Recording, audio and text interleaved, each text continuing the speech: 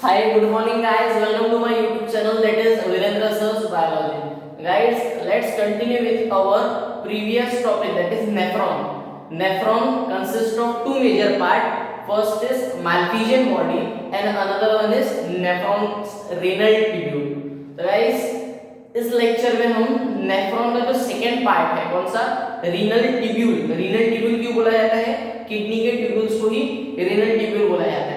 तो renal tubules के बारे में पढ़ने वाले हैं. डिटेल स्ट्रक्चर है हमारे पास में नेफ्रॉन का और उसके पार्ट्स का. तो फर्स्ट हम बात करेंगे नेफ्रॉन की. तो नेफ्रॉन हमें पता है नेफ्रॉन क्या है. Nephron is a basic structural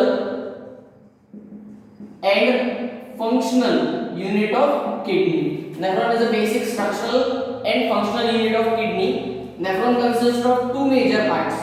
First is Malpighian body and another one is renal tubule. हाँ guys, तो Malpighian body के ऊपर में पूरा लेक्चर, हम पूरा डिस्क्रिप्शन विद इट्स टाइप ये पूरा हम प्रीवियस लेक्चर में देख चुके हैं. अगर किसी ने भी स्टूडेंट ने अगर माल्पीजियन बॉडी का स्ट्रक्चर नहीं देखा है तो फर्स्ट वो लेक्चर देख लीजिए. डिस्क्रिप्शन में मैंने लिंक डाली है माल्पीजियन बॉडी और उसके टाइप्स की. देन हम बात कर रहे हैं हमारा रीनल ट्यूब्यूल. अब रीनल ट्यूब्यूल की अगर मैं बात कर रहा हूं तो रीनल ट्यूब्यूल का जो मेजर काम रहता है, हम ऐसे एक बार हम इन दोनों के फंक्शंस को कैरेक्टराइज कर देते हैं. माल्पीजियन बॉडी की अगर मैं बात कर रहा हूं तो माल्पीजियन बॉडी में एग्जैक्टली होता क्या था, ब्लड का फिल्ट्रेशन. ब्लड का फिल्ट्रेशन होता था क्योंकि माल्पीजियन बॉडी मींस ये कप शेप जो स्ट्रक्चर था, cup shape structure and network of capillaries known as glomerulus. यहां से ब्लड आता था, देन यहां पे पोडोसाइट रहते थे फिल्टर आउट करके बॉडी में. ये पूरा प्रोसेस हम पढ़ चुके हैं इसके प्रीवियस लेक्चर में. ये तो हमको क्लियर हो गया ना. माल्पीजियन बॉडी क्या करता है, ब्लड फिल्ट्रेशन. हाँ, रीनल ट्यूब्यूल क्या करता है एक्चुअली, तो ये करता है यूरिन का फॉर्मेशन और यूरिन का पूरा एक्सक्रीशन में हेल्पफुल है कौन, रीनल ट्यूब्यूल. तो रीनल ट्यूब्यूल मेजर हमारे पास में 5 मेजर पार्ट्स हैं रीनल ट्यूब्यूल के. गाइस लेक्चर बहुत ज्यादा इंटरेस्टिंग है और आपको पूरा यूरिन कैसा क्लैरिफाई होने वाला कि कैसा बन रहा है बॉडी में सब आपको क्लियर होने वाला है. तो फर्स्ट अगर मैं बात करूं रीनल ट्यूब्यूल की तो फर्स्ट हमारे पास में हमारा जो फर्स्ट पार्ट है जिसको बोला जाता है नेक. मैंने कहीं बताया था आपको यहां से ब्लड तो जा रहा है बॉडी में, लेकिन यहां पे जो वाटर के कंपोनेंट है वो कहां आते हैं, रीनल ट्यूब्यूल के फर्स्ट पॉइंट में जहां पे पार्ट को बोला जाता है नेक. सेकंड जो पार्ट रहता है उसको बोला जाता है पीसीटी. आप बोलोगे सर पीसीटी का फुल फॉर्म क्या है, तो पीसीटी का फुल फॉर्म नोट डाउन कर लो फटाफट. Proximal convoluted tubule. proximal convoluted tubule. Guys, neck proximal convoluted tubule, LOH, known as loop of Henle. loop of Henle या तो इसी को बोला जाता है Henle's loop. दोनों वर्ड इसी के लिए. Fourth D means distal and convoluted tubule. यहाँ पे guys डायरेक्ट लिख लो आप distal convoluted tubule. Then last है हमारे पास में CT, collecting ट्यूब्यूल, और दूसरा इसी का नाम है कलेक्टिंग डक्ट. तो दोनों में एक छोटा सा माइनर सा डिफरेंस है, ये भी हम देखने वाले हैं इसको एग्जैक्टली क्या बोला जाता है. तो यहाँ तक के हमारे पास में लेक्चर में हमें ये 5 मेजर पार्ट्स पढ़ने हैं. गाइस बहुत जबरदस्त है, एक एक चीज आपको क्लियर होने वाली है. कंसेप्चुअल है पूरा का पूरा टॉपिक आपको क्लियर होगा. सिर्फ एक ही काम करना है, अच्छे से फोकस करो.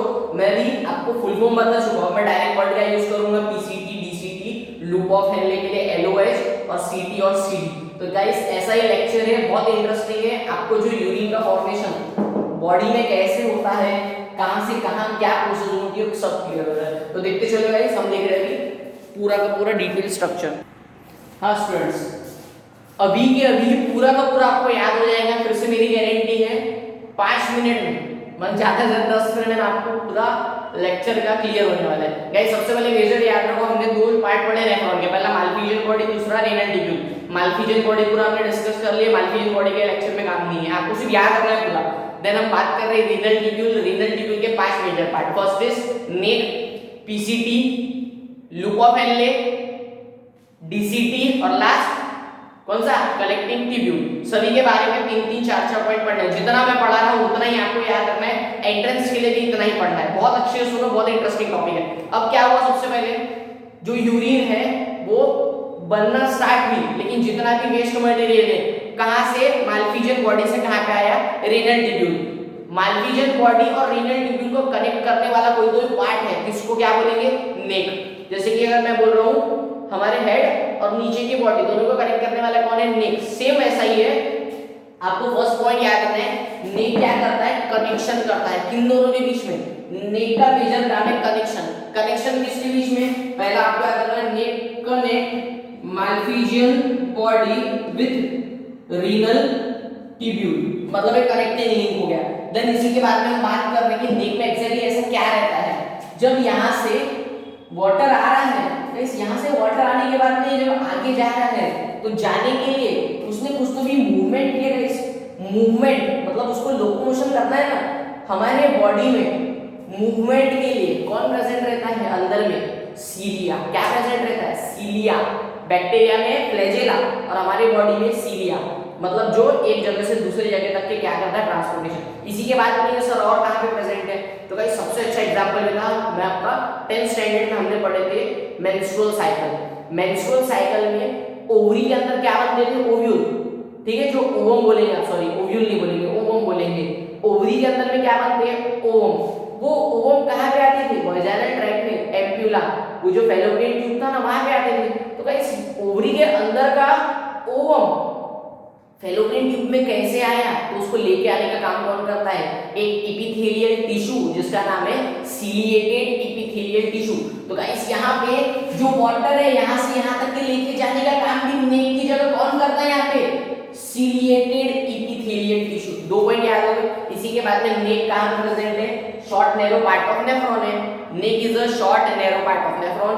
It is lined by, lined याद, लाइंड नहीं, लाइंड, LINED। ठीक है guys, it is lined by ciliated epithelial tissue, tissue group of cells जो रहते हैं। इसी के बाद में it connect Malpighian body and renal tubule. First point clear हो गया। देन सेकंड कौन सा?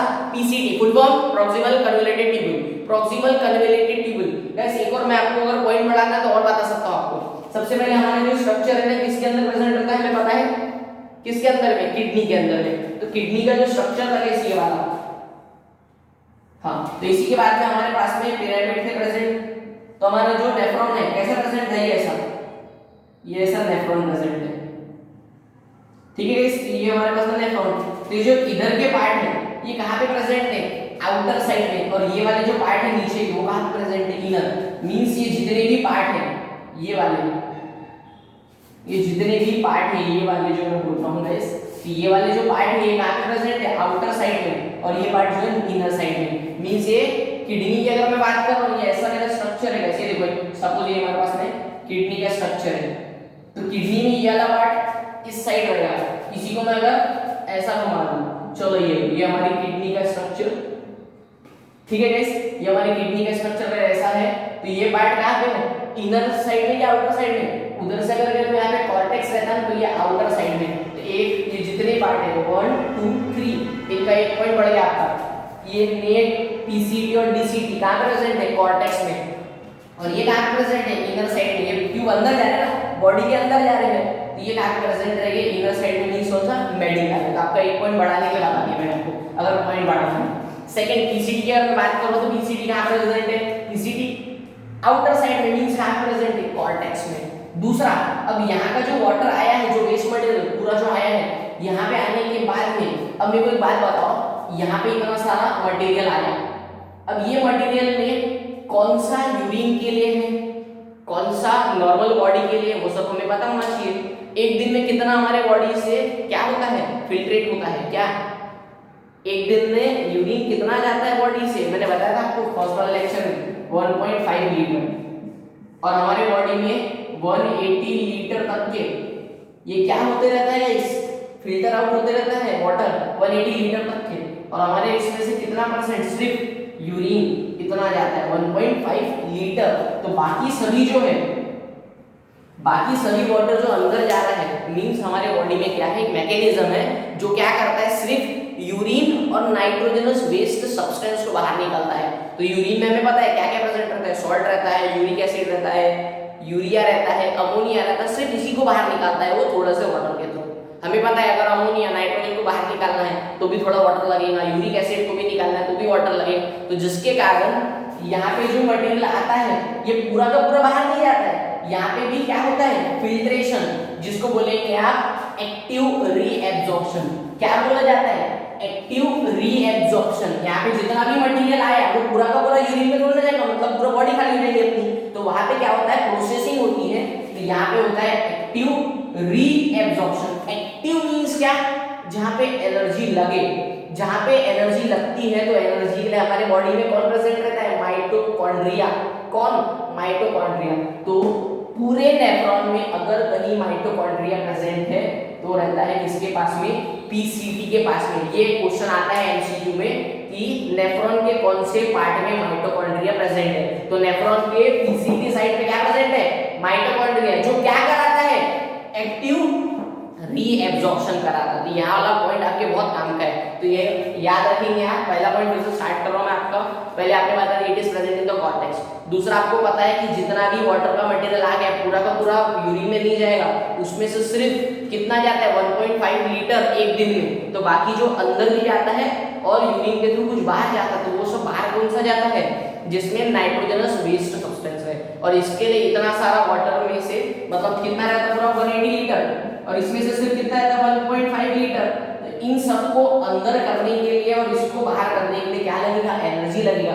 एनर्जी देने के लिए यहाँ पे क्या प्रेजेंट है, माइटोकॉन्ड्रिया। वैसे यहाँ पे माइटोकॉन्ड्रिया प्रेजेंट है जो एक्टिव रीएब्जॉर्प्शन कराता है। देन यहाँ पे क्या प्रेजेंट है, कौन सी एपिथेलियल टिश्यू प्रेजेंट है, क्यूबॉइडल। ये क्वेश्चन बहुत याद रखेंगे, लेग में सीलिएटेड, क्यूबॉइडल कहाँ पे, पीसीटी में। तो ये हो गया हमारा सेकंड पॉइंट। इसके बाद में क्या होगा गाइस, यहाँ पे 1.5 लीटर जो यूरिन बाहर निकलने वाला है वो नीचे आने वाला है, लेकिन अभी भी पूरा यूरिन बना नहीं है वो। अभी सिर्फ यहाँ पे एक्टिव रीएब्जॉर्प्शन से पता पड़ा कि ये क्या है, इसमें नाइट्रोजनस वेस्ट सब्सटेंसेस है। तो ये नाइट्रोजनस वेस्ट सब्सटेंस अंदर है। अब बोलोगे सर यहाँ पे जो बाकी का था वो कहाँ गया, तो ये जो फिल्ट्रेशन हुआ तो यहाँ पे इफरेंट आर्टेरियल जो था वो अंदर लेके जाने का काम चालू है उसका। वो अंदर लेके जाने का, अंदर वेन्स वगैरह यहाँ पे सिचुएटेड है। पूरी जो डिटेल स्ट्रक्चर है 3D स्ट्रक्चर, तो अंदर में वेन्स वगैरह प्रेजेंट है जो अंदर वाटर लेके जाते जा रही है। और ये नाइट्रोजनस वेस्ट सब्सटेंस को भी नीचे आ गया। नीचे कौन से पार्ट में है, थर्ड पॉइंट, जिसको बोला जाता है LOH। LOH का full form guys loop of Henley. क्या बोला जाता है इसको, लूप ऑफ हेनले। तो यहाँ पे हमारा थर्ड पॉइंट है हमारा लूप ऑफ हेनले। हाँ स्टूडेंट्स, तो यहाँ पे हमारे पास में हमारा थर्ड पार्ट है लूप ऑफ हेनले। यहाँ पे जो लूप ऑफ हेनले है आपको फर्स्ट आपको दिख रहा है, कौन सी शेप का दिख रहा है आपको, यू शेप्ड। पहले सभी को दिख रहा है यू शेप स्ट्रक्चर प्रेजेंट है। इसी के बाद में अगर मैं बात कर रहा हूँ यू शेप स्ट्रक्चर के बाद में कहाँ पे प्रेजेंट रहेगा, मेडुला में। पता है ना ये अंदर जा रहा है, तो ये और ये वाला पार्ट कहाँ प्रेजेंट है, मेडुला में। ये दो पॉइंट गाइस कॉमन है। लेकिन यहाँ पे देखो, यहाँ से ट्यूब नीचे आके कहाँ जा रहा है, ऊपर जा रहा है।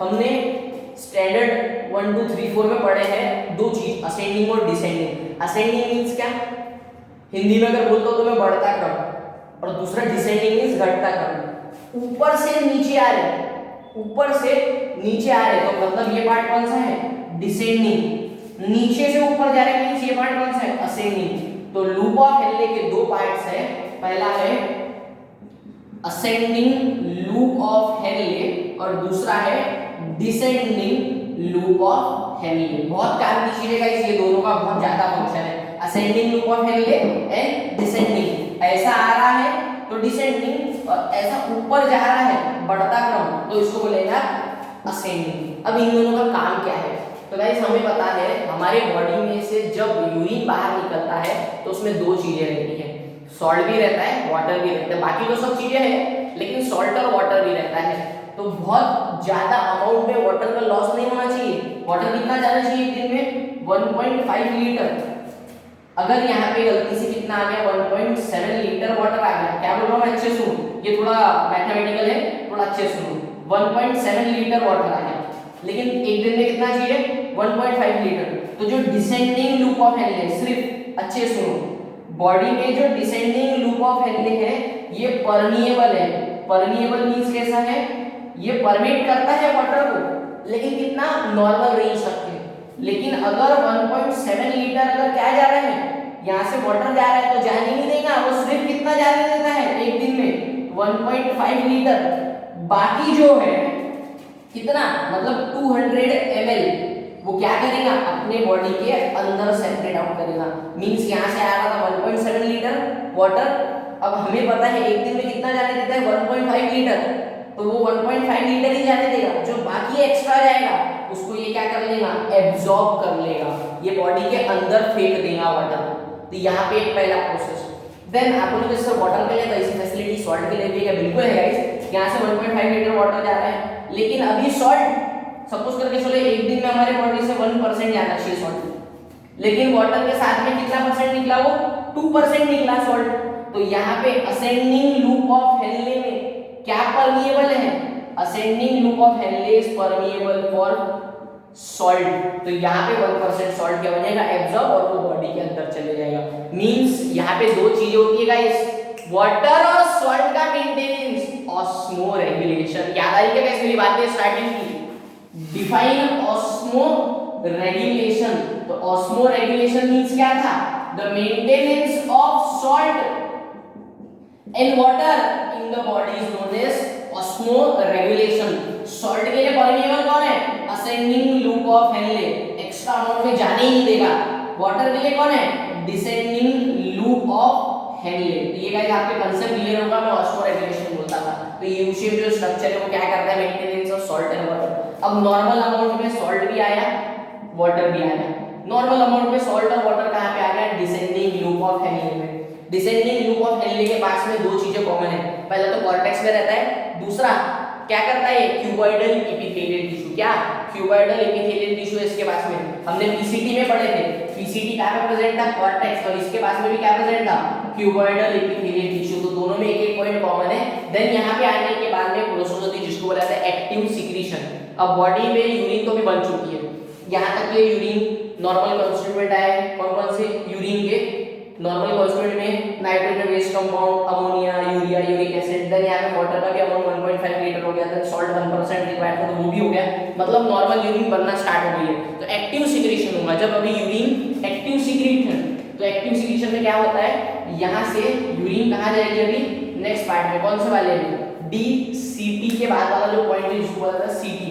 उसके पहले आप ये दोनों पॉइंट आपके क्लियर हो गए, क्या है, क्यूबॉइडल एपिथेलियल और दूसरा कॉर्टेक्स में। देन थर्ड वाला पॉइंट हमने देख लिया, एक्टिव सिक्रीशन होता है। गाइस इसी के अंदर एक वर्ड याद रखो, यूरिनेशन से रिलेटेड रहते हैं ब्लड प्रेशर के पेशेंट। आपने सुने होंगे ब्लड प्रेशर जिनका रहता है वो यूरिन को कंट्रोल नहीं कर पाते, हाइपरटेंशन, हाइपोटेंशन, ये बहुत प्रॉब्लम होती है। तो इसके ऊपर में हमारा हार्मोनल चेंजेस होते हैं यूरिनेशन के समय में भी। मैंने एक बार बताया था, यूरिन करते समय जो सिस्टम रहता है, जो जंक्शन बनता है उसको बोला जाता है न्यूरोमस्कुलर जंक्शन, क्योंकि न्यूरॉन्स भी काम करते हैं और स्पिंचर मसल भी काम करती है, तो न्यूरोमस्कुलर जंक्शन। तो यहाँ पे आपको एक पॉइंट याद रखना गाइस, जो जेजी सेल है, यहाँ पे जो मैंने लिखा ना JGA, इसको बोला जाता है juxta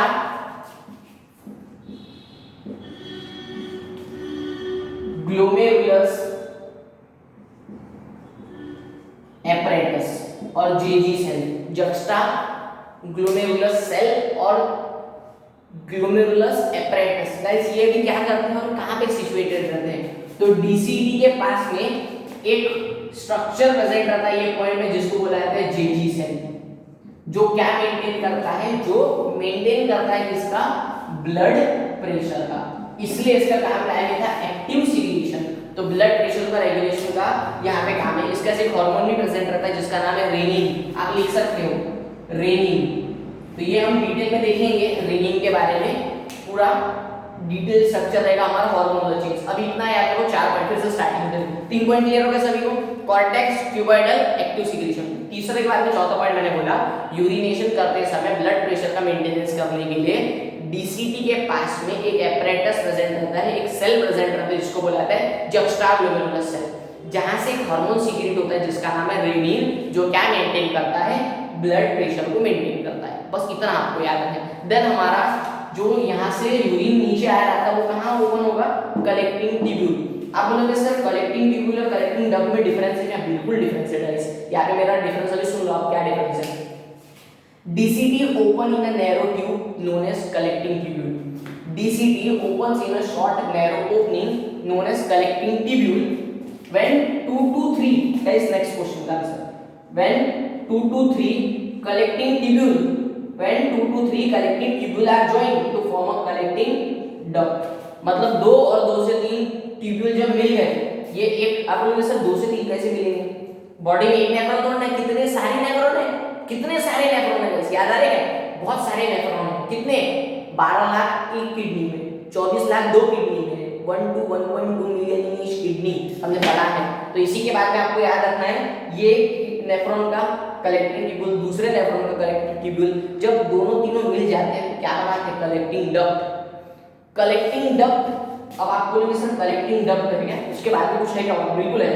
When 2 to 3 collecting duct are joined to form a structure known as duct of Bellini, ये क्वेश्चन एंट्रेंस में आया है। Define duct of Bellini. Guys हमेशा दो कंफ्यूजन रहते हैं, डक्ट ऑफ बेलेनी और column of Bertini. Column of Bertini हमने पढ़े हैं, कॉर्टेक्स का पार्ट मेडुला के अंदर जाता हुआ लेकिन दो पिरामिड के बीच का, the part of cortex continue inside the medulla between the two pyramid is known as column of Bertini. अब डक्ट ऑफ बेलेनी मींस क्या है?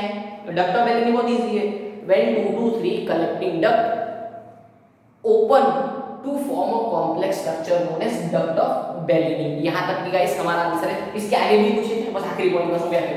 आपको कंटिन्यू देना तो पड़ेगा ना, कहां पे ओपन हो रहा है duct of Bellini? Duct of Bellini कहां पे ओपन होता है?